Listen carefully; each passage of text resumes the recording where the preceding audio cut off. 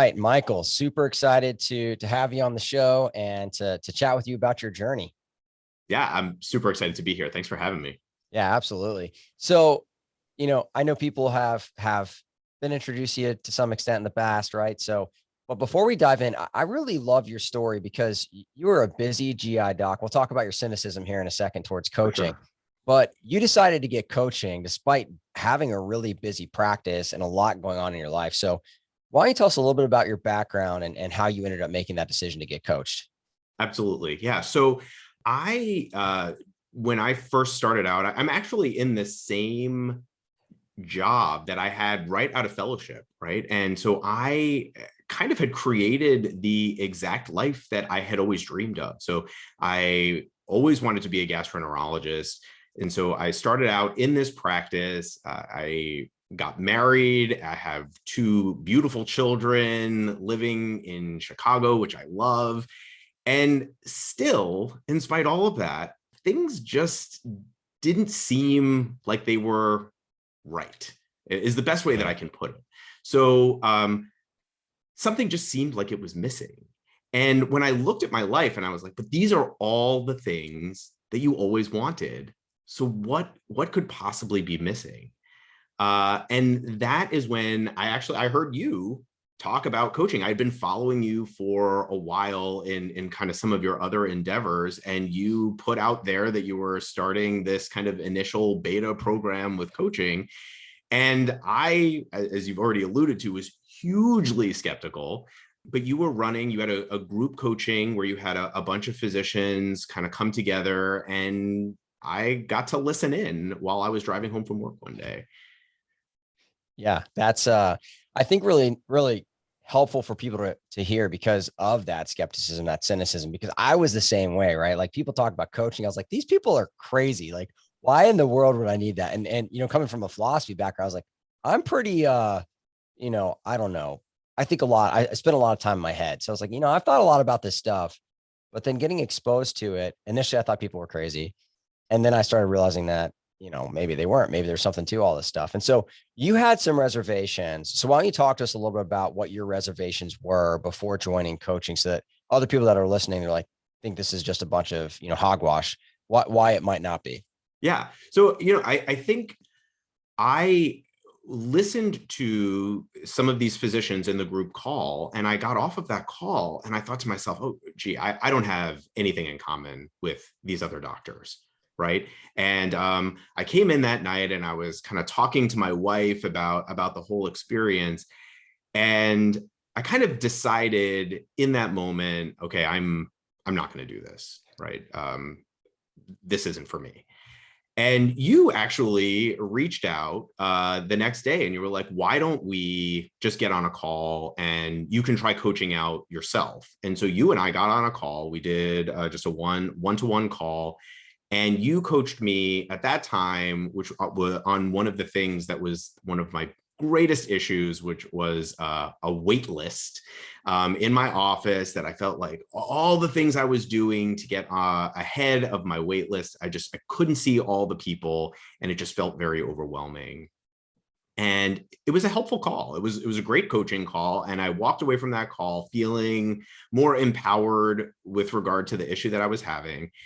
And then you kind of were like, so do you want to do this? And I still was just, gee, I don't think so. I think I just need to save as much money as possible and just get out of medicine. I think that is the answer here. And you in that conversation showed me that there may be some faulty thinking there, that I could actually still be a doctor and be happy. And then you asked me a pivotal question, and I talk about this question all the time. You specifically asked me, if you don't do this, what will change? And I think in that question, you opened up a possibility for me, because I think what was holding me back was the idea that I didn't have the ability to change. I thought I already had all the things, right? And so if I already have all the things and it's not making me happy, then what's going to make me happy? And it never occurred to me that change was possible for me. And in that question, you kind of gifted that to me. And that's when I signed up for coaching. I don't know if this is going to work. I don't know if this is the answer, but I got to try something. And in that question, my entire life changed. Yeah, I think it's such a good thing to consider that, because when you start thinking about, I don't know, like doctors really struggle with failure, right? And so like, right, oh, but if I try this, what, it doesn't work. And the better question really is like, what if you don't try this? Like, are you okay with a year from now being in the same exact place that you currently are? Like, do you think it's worth trying to make a change, to do a different thing, to have a new shift in perspective, to figure out how money plays a part in all of this? Because money, I mean, I'm a personal finance nerd. I'm a money nerd, right? So like, it still plays a part. It's pivotal, but it's not the end itself. It's the means to an end. And, I think that's really important, but that skepticism that people have up front, like we really are trying to do everything we can. Like now, like with this new program, we give like a 30-day free trial. It's like literally come in, you don't have to pay a dime, see what this thing's all about, like get some coaching, like for completely free. And we're trying to deal with people's hesitance so they can see what coaching's like. And I do think a lot of people, this was my narrative too, right? The financial independence is like the golden ticket. I'm just going to keep saving. And when I get there, I'll be able to, fix all of this stuff. In the end, like that's not really the answer, right? Right. So when it came to the program, right, we focus on three things. We focus on personal finance, so money, shifting perspective. So, some of the mindset shifts that doctors have to make, and then really kind of time management and finding balance. So I'm kind of curious from your perspective, what was the most important thing that you took away from ACE? Honestly, I think it was kind of the broader idea that I could choose for things to be different and then they would be. And so one of the first things I ever got coached on in ACE was my work dread, right? Was my sitting in my car in the parking lot and just doing everything I could to not go into work. And when I finally understood and realized that I was doing this to myself, my entire perspective shifted, right? And I think that tool I was able to use in so many other areas in my life. When it came to, we've now touched on financial independence a few times, right? But it was the same thing there. I had this focus on, I just need to do this. And when I realized what was the urgency? Why did I need to be thinking that way? How was it serving me? How was it helping me? Right? That same mindset shift it was a race with myself. That I think was the most pivotal kind of shift for me through my ACE experience. So speaking of shifts, I'm kind of curious, how much medicine do you practice now? Because we're going to talk about this in a second, but you've taken a journey in a different avenue professionally. But how much medicine do you practice now from like an FTE perspective? Yeah, so I am still a full-time gastroenterologist. So there are weeks where I work 12 days in a row, and that is so for me, it's not so much that I have stepped away from my job as a physician, but I've added more to my life. And so where I was doing just that before and feeling like a burned out physician, we're going to get into this, but now I do so much more and I'm so much more fulfilled and I'm not burned out anymore. And so a lot of things have changed for me since enrolling in ACE. Yeah, and I think it's important for people to hear, because sometimes, and it's hilarious. I actually have book reviews like, this guy doesn't even practice medicine anymore. I'm like, I'm 0.96 FTE. Like, what are you talking about? They're like, they just assume that because I'm a coach and I have an online business that I don't practice medicine anymore. And I always find that hilarious, because there are coaches, don't get me wrong, that have stepped outside of medicine, and no shame, no hate. I'm not throwing any shade at anybody. I have no problem with that. But that said, there are some of us that do still practice and practice quite a bit. And I love anesthesia. Like, I'm not going to stop doing it. Like, I always practice it to some extent. But you decided, like me, to become a coach, which I think is so cool. Cause like you did, you started in that beta program, and like you stayed in ACE for like a year, and then you decided to become a coach. So you went from like just this pure coaching skeptic to like, I'll try it, to having your life changed and then becoming a coach yourself. So talk us through that a little bit. What would you tell someone who is considering getting coaching, and why might it be worth that leap of faith? Yeah. So, my life from the outside looks very similar to what it looked like when I signed up for ACE, right? So I am still a full-time gastroenterologist. I'm married. I still have two beautiful kids. I still live in the same house. I still even drive the same car. And yet simultaneously, everything is different because I'm different. And my perspective has completely shifted. And I think what has shifted most is that I previously, my identity was medicine, right? And so I had wrapped up my entire self into the idea that I am a physician. And it makes complete and total sense when you think about our training and how we go through. And, I am one of those people who knew from very early on that I wanted to be a physician. And so I, straight into college and then medical school and residency and fellowship. And it was the thing. And so now to be hard to say this out loud, but a mid-career physician who is now discovering, but wait, there's so much more to me. And so I think that's what happened as I was going through the program and I started to see, all of the incredible transformation that I had made. And then also simultaneously that there are a million physicians in the United States, and how few coaches are there? And one of the things I like to say when people are like, are there too many? Are there too many of any one thing? Very simply, is there just one place to go and buy a hamburger? Right. And the answer, of course, is no. There are fast food places and there are gourmet places and there are bars and pubs and places in between. And everybody is going to have their own taste, their own, what fits well for them. And I just found that there were so many female physician coaches who were incredible. And a lot of them in your program, I am still friends with to this day because they're phenomenal human beings. But the number of men in this space was pretty small and actually remains kind of small. And I just thought there just needs to be more voices. We need to see more people that kind of resonate with our stories, that hear the things, that know that what they're going through is not the same. And I'll take you back to what I was saying initially when I listened to that first group coaching call, and I thought to myself, I have nothing in common with these people. I was not being real with myself. I was not allowing myself to see the parts of them that were exactly like me. And so I think the more voices we have in this space, the more people that are talking about it, normalizing it, and opening up the opportunity that things can be different. I think we, obviously, I think we can blow the lid off of this and just change the lives of physicians. Yeah. And I think that's ultimately the goal, right? Is not to only change the lives of physicians, but once we empower enough doctors, maybe we can even change medicine, the broken system that exists. And so, I think it's really cool that you joined. And I agree, people talk about like, hey, is there too many of this, too many of that? And I'm like, someone needs to hear what you're passionate about with your story, your background, your voice. And if you don't do it, that voice doesn't exist. And so I completely agree. I love the hamburger analogy. I've never thought about it that way. That's really good. But hey, Michael, thanks for sharing your experience in ACE and your journey with us. Really appreciate you being here.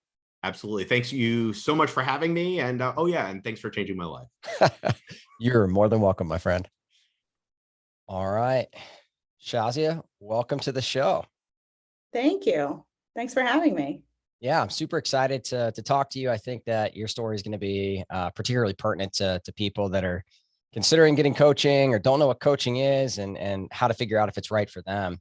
But before we dive into all that, if you don't mind, for those that don't know you, tell us a little bit about your background. Sure. Let's see. I'm born and brought up in Rhode Island. People don't know that exists. It's the smallest state in the Union in the Northeast, about an hour south of Boston. I did undergrad at Rhode Island College. I did a bachelor's degree in bio, and I was blessed enough to get into med school. So I went to Brown for med school, and then got married along the way in undergrad and had my first kid in med school. And then I did my 3-year residency in Hasbro and pediatrics, again in Rhode Island, and had my second and had my third of my first job. So I'm a general pediatrician. Yeah. So that sounds like a busy life. So wife, mother to 3, pediatrician. Yes. So you got a lot going on there. I do. I think we all do, but yes. Yeah, I think that's common to a lot of physicians. And, if I remember correctly, you joined ACE right around the time you actually made a transition in your job as a pediatrician. And so Yeah. being really busy, having that practice, and then making the decision to transition. Could you walk others through how you made the decision to join ACE and how changing jobs fit into that? Oh, sure. So I was at this amazing job as a general pediatrician, had an awesome, amazing panel, loved my colleagues, loved my staff, been there for about 15 years. And I thought it was a place I was going to retire from because I just loved it so much. And then COVID happened, it's okay with that, it's making it through. And then they changed EMRs on us. October of 2020. And that, oh my goodness, that like rocked our worlds at our office. Yeah, in just so many ways. I started working 24/7. It felt like that. I'd be charting 6 o'clock in the morning, charting till 8 o'clock at night. Never saw my parents. It was just, and we were all doing different things. And it took months to make this very difficult decision of even thinking about leaving. And I was just searching and I found your podcast the summer of 2021. I was like, wow, Jimmy Turner, man, he gets it. It's so hard to explain medicine. It doesn't even, I mean, I'm a pediatrician, you're an anesthesiologist, so different, but you still get it. And just the unique challenges that doctors experience and just all the different facets of life. And I was like, wow. And I listened and I listened, I would re-listen. I do a lot of walking that summer. And then I was like, I think I really need to leave this job. What the heck am I going to do? There's no jobs out there. And that's when I reached out to you. Yeah, I think that's a really common story in terms of people joining coaching. So two big reasons, and we were talking about this before the show, is people are kind of overwhelmed and burned out, or they're looking to make a transition. They want help figuring that out, and it might be going part-time or changing jobs or starting a side gig, whatever it might be. And people Yeah. want to land on both feet. And so it was really interesting that you joined for that reason, because I think that is actually a really common reason that people end up getting coaching. And I don't think that people, I mean, maybe people know, but the average doctor works 60 hours a week and spends about 20 hours charting. And so, you were living that at least, and decided, hey, I need to make a change. Right. Yeah, it was highly unexpected because, call me naive, I did not feel burnt out in all these years that I'd worked at this job. And then this was just, it was like a flip, a light switch had been flipped. And all of a sudden, my life was spiraling in all different ways. Like I just, that work-life balance, time with family, time for self, time for my patients, it was just all gone. It was like a typhoon had hit my life. It was crazy. Yeah. And I think that's, I think that's something that a lot of doctors can really resonate with. And I think that's really interesting, because you listen to the podcast and everybody's got a different journey. Like some people, like they find the podcast or they come to the, live training, and then they join coaching like immediately. And other people, it takes them 1 month, 3 months, 6 months to really kind of soak up some stuff and say, yeah, I think this is really worth the investment. So I'm kind of curious for your journey. How long did it take you to decide to do coaching, and did you have any holdups? And please be honest, because I think people really need to hear this. Do you really want to know? Yeah, I do. I think it took me 3 seconds after we talked to be like, I think I signed up immediately. And in my particular case, it was because I'd spent several months listening to your podcast. And like I said, doing lots of walking, trying to de-stress from my, just implosion of my work life, which was therefore totally affecting my regular life. I literally felt like a resident again. I just couldn't even believe I was in this place in my life as being attending for about 15 years, 17 years at that point. And I had done a lot of reflection and a lot of thought work that was prompted by your podcasts. And I think that's what really opened my mind to like possibly leaving, possibly transitioning to something new, exploring what's out there. Yeah. Yeah. So as you're taking these walks, you're thinking about coaching, you see the program. Did you have anything that kind of gave you pause in terms of thinking about joining coaching? No, and I mean, I had done life coaching before, and that was also helpful. But again, with somebody lovely that I clicked on, like on a cultural level. So, again, not having to explain certain things, because we had a very similar cultural background and similar, life experience in that way. But she just, like, how can she understand, like truly understand what a physician goes through, all facets of it, right? Had getting into med school, living through med school, getting through residency, having a family, what your work life is really like, what your unique responsibilities and demands on your time are, that nobody can understand that other than another physician. And it's not meant to be, I don't know, like looking down on someone, or it's not like an arrogance God complex thing. It is what it is. Like, I'm not going to understand what a firefighter goes through. Like, I'm not going to get that. Yeah, Like, I how am could. I going to get that? Yeah, no, I completely agree. And that's why everyone in our program, I'm a big proponent of, coaching for doctors by doctors. And for exactly the reason, because, I had coaching too. And, you got access to 20-minute sessions and some of the life coach programs. And I felt like I'd spend like 18 minutes explaining the words that were coming out of my mouth and like Yes. 2 minutes Yes. getting coached, And so Yes. I agree. I had the same experience, and that's why we started the program. And the only coaches that are in here are doctors, right? And so in ACE, we focus on a few different things, right? We help doctors create the time, kind of the financial freedom, and then shifting their mindset so they can really practice medicine on their terms. So, what was the most important thing, or what's one piece that you took away from being an ACE? You really, the messages that you have, like the thought processes that you're suggesting going down those roads of like your hell yes policy, or like, trying to split your life into like categories. What are your urgent tasks, non-urgent tasks, like those kinds of things. Those messages are timeless. Those messages are classic. But what you and your team excel at is like the real life application to the life of the doctor. And that's what is really key. Like, when you take those messages, those lessons, and apply it in real time to your life. And when you have these sessions, either in the group setting, either in the individual setting, you're really like examining your own life to be like, okay, I get that. I hell yes policy. I get that. It's really easy to understand and I love it, but like, where can I apply that in my life? Like, where are my challenges? Where am I failing here? Because clearly something's out of whack. So like, what do I need to do? Yeah, I think that's a perfect explanation, because I try to explain this to people. They're like, well, why do you do the podcast, and why do you write books and give things away for free or for a very low price?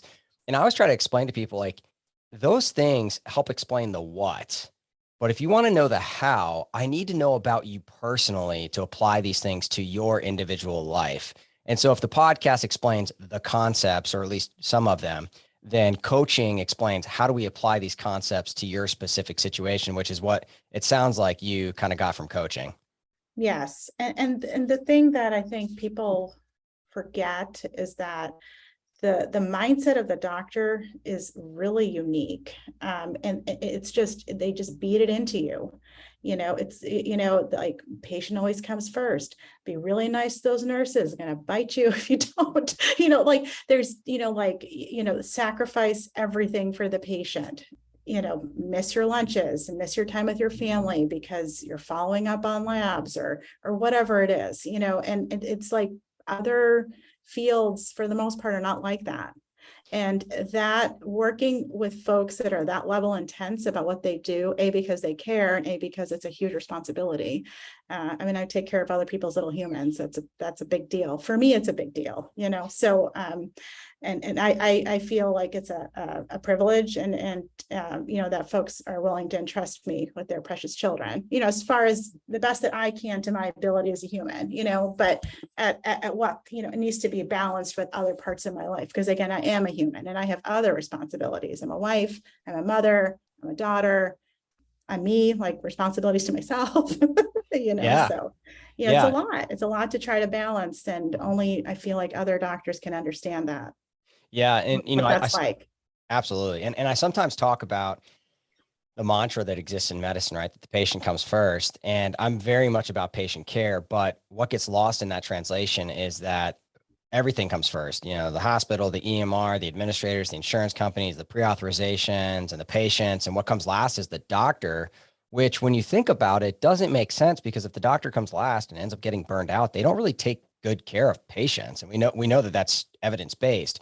And so, you know, when you do finally learn how to put yourself first so that you can provide the best care for your patient while you're balancing all of the other aspects of your life and prioritizing those as a wife and mom and daughter, that can only be done where after you prioritize your own well-being so that you can take care of everything else in your life.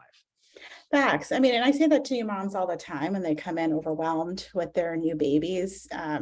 Have you ever seen Grey's Anatomy, Just Jimmy? a little bit, not too much. I'll be Okay, honest. so most women in the United States, most moms have, and I'm like, okay, you think the baby's the son, but you're the son. Like Yeah.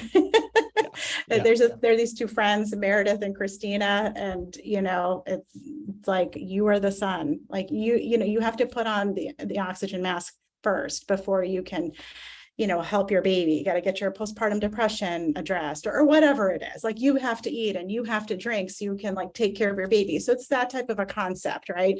If I'm not okay, how can I take care of my kids? How can I take care of my household? How can I take care of my patients? And so, yeah, you can't just keep ignoring that.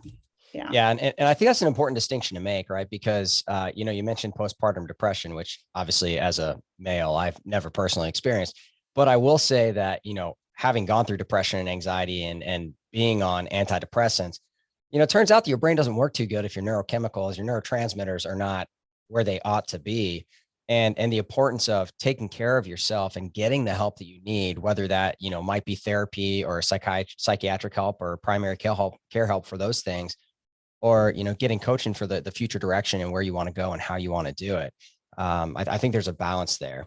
Yeah, I fully agree because in medicine, you know, you have to be perfect. You can't mess up because the consequences are so high, and we're all perfectionists. You know, you don't get this far with education and training without being a gunner to some level, you know, and but there at the same time there's a sacrifice of self-compassion, and there's a lot of shaming, there's a lot of, I don't know, just a lot of really tough self-judgment. And I think that's not okay. That needs to be balanced with what's realistic, you Yeah. know. And I think that list is amazing because it really does talk about the perspective or the narrative or the mindset shifts that have to happen to overcome obstacles, to deal with failure, to learn how to deal with that self-shaming, to learn how to, you know, deal with the lack of compassion that we have for each other.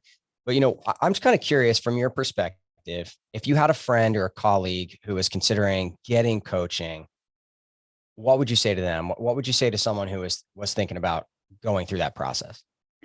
Oh, I am such a huge fan of your program, and you know, physician coaching. I think it's just been a really transformative experience. I'll never forget, I'll never forget that time that I had this discussion with you where, because you know, during the process of ACE, like the length of the course, I was like slowly letting my job go in different ways. And that took weeks and weeks for me to be able to be okay with that.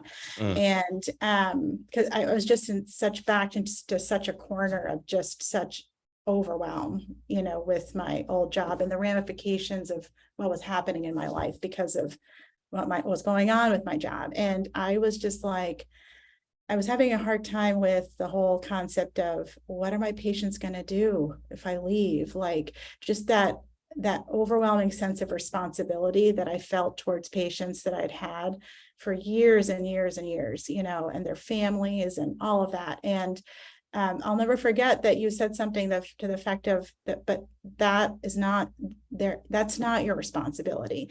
Just like you have choices, they have choices too. Like they can choose to stay at this practice and try out the new doctor, or they could choose to follow you, or they could choose some third practice or a different alternative. And that for me, it sounds so simple, but that for me was really eye-opening. And that just really allowed me to like further let go and make that right decision for me, which was to leave the practice. And I gave my notice 4 months before I left. I gave my notice without a job because I was in such a terrible place of overwhelm and just exhaustion. And I have to choose me and my family and not choose my patients or choose the practice or choose the hospital. That was very, very hard because that's very anti our training, anti the verbal and nonverbal messages that were given for years through all of our training, and even when we're working as attendings.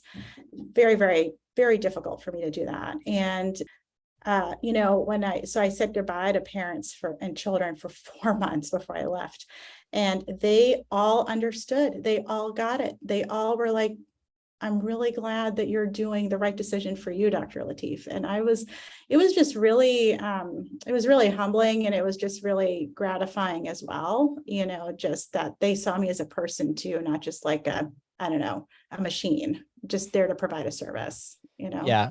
Yeah. I'm really glad that you mentioned that coaching tends to be more of a marathon than a sprint, that it takes time, because I think a lot of people, they're like, oh, I want that quick fix. And it's like, just like you learn medicine, like learning these coaching concepts and tools to apply it to your life. Like it takes time, and it takes iteration and practice to really let go of those beliefs, like the one that you had about that responsibility that you had to your patients. And so I think that's really cool. Well, Shazia, I'm really appreciative, and I know everyone else is that's listening to this. Thank you so much for sharing your experience so that others might learn from it, and really appreciate you coming on. Oh, sure. Thanks so much for having me. I can't thank you enough for doing what you do. The ACE experience was just absolutely incredible, and I'm the better for it for sure. Yeah, thank you. Awesome. Thanks for being here. Oh, sure.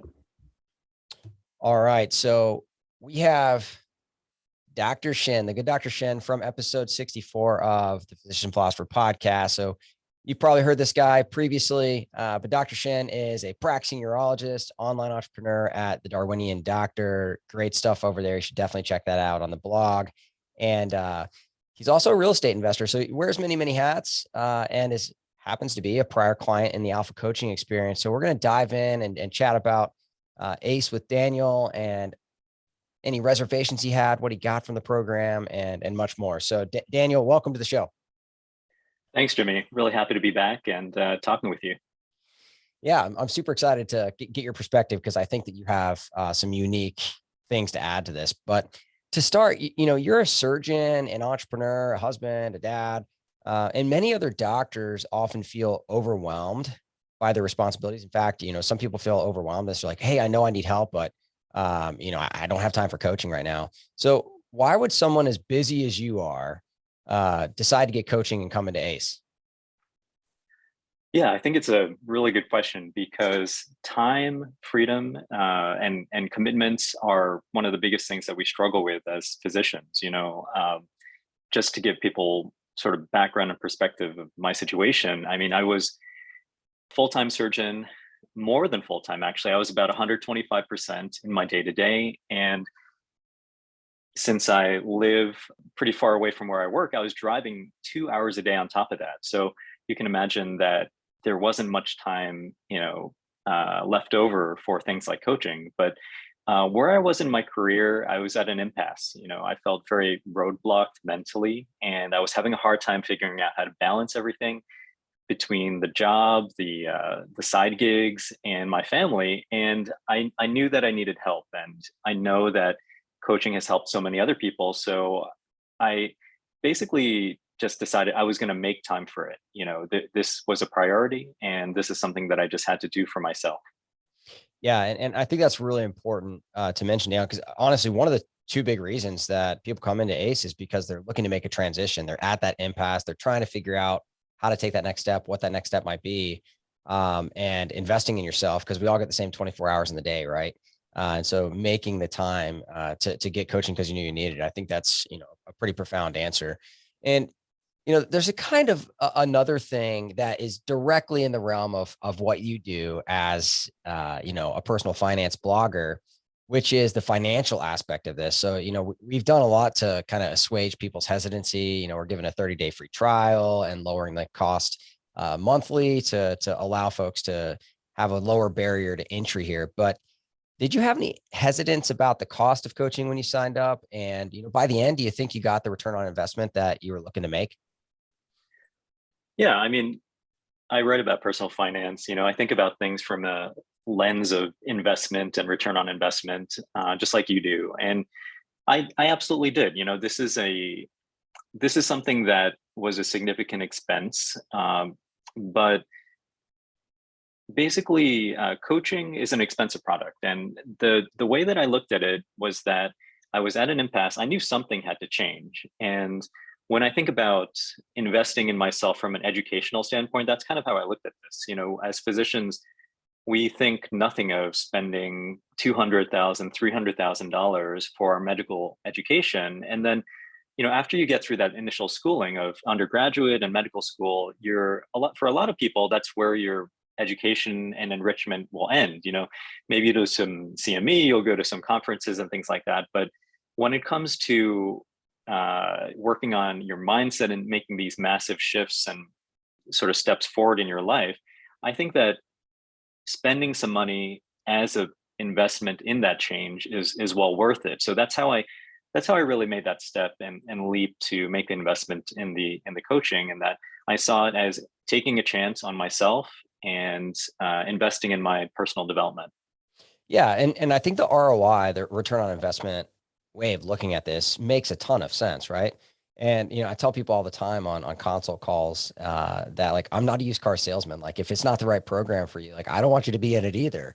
But if it is the right program for you, like, it could be life changing, and we see that with clients. And so what is that additional training worth to you, right? You get a $300,000 medical training because you know that the return on investment on the other side is going to be worth it. So I think that makes a ton of sense. And you also, speaking of personal finance, right? You've got the Darwinian doctor. You help a ton with, financial literacy and like your real estate stuff. And you've got this network now. So you think a lot about that. But when you first came into coaching, I remember like you were really, really busy. And I remember one of the conversations you and I had was about how to kind of carve out more time for what you were doing at the Darwinian doctor. So did coaching impact your entrepreneurial stuff? And if so, like, what are the real tangible results that you found there?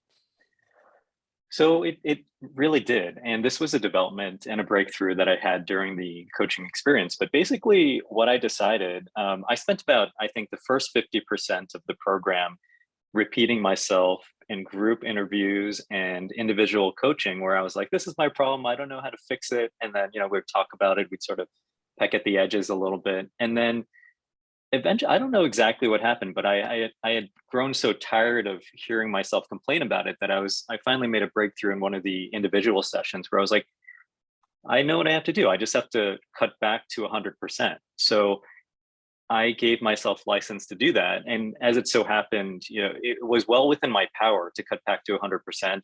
I knew that the personal finance aspect of it was okay. Our income would be just fine. And I gave myself license to do that. So I went from 125% to closer to 100%. It was still between probably 40 and 50 hours a week, but I made that change. It took a couple of months to actually cycle through the scheduling. But then once I did that, it was an incredible weight off of me. I did have more time for everything. Still not enough time, but it was so much better. And that was a breakthrough I made, I think, about halfway through the coaching program. Yeah, I always find it funny. So I had a one-on-one client once who was like, I don't know, 4 or 5 calls into getting coaching. And I tell people all the time, coaching's a marathon. It's not a sprint. It takes time. And he came on the call and he's like, yeah, so I was talking to my wife and I was asking her like, hey, have you noticed a difference that I started coaching? And she's like, no. and then he came back and like, I kid you not, like 2 or 3 calls later, he had similar kind of breakthrough and he's had many since then. But there was this shift and it took 3, 4, 5 calls to have that shift. But now a year later, like he's still getting coached and it's changed so many things in his life. And so I've heard this story so many times from others that it just takes time and that breakthrough happens and then kind of the work continues after that. And I also have to point out, of course, like you're talking about cutting back, like in what other field do people talk about cutting back to 100% time, right? Like only physicians have, I mean, we work, 56 hours a week on average and like cutting back to 100%, like just like that phrase coming out of your mouth is, I mean, I think enlightening, right? In terms of what the system's asking of doctors and how it's causing that overwhelm and burnout that a lot of us experience. Yeah, man. I think there are a lot of things that if you're not in the medical field, people just find ridiculous. Like when you're in residency and you've got the golden weekend, and then you Mm. explain it to people, and they're just like, "So you're describing a regular weekend that you have?" And you're like, "No, it's a golden weekend. I've got both days off." You almost block that out after you graduate residency, but it's just like these things that we put ourselves through in medical training. It's just ridiculous. Yeah, no, I completely agree. And I always find it fascinating, like the comparisons. And I started noticing them when I stepped outside of medicine into kind of the entrepreneurial stuff and started realizing like, oh, it doesn't have to be this way, which I think is, really interesting. So you mentioned your work and kind of how that transition happened. And of course in ACE, we talk about 3 things, right? We talk about mindset, but we also talk about personal finance, money, some side gigs if you want to do that, and then finding balance. So what would you tell other people who are considering getting coaching in terms of, why they should consider it, what they would get out of it, what was most helpful to you? So I think coaching is really helpful for getting beyond mental roadblocks. There was basically, I knew what my problems were. I knew that I was having challenges in regards to time allocation.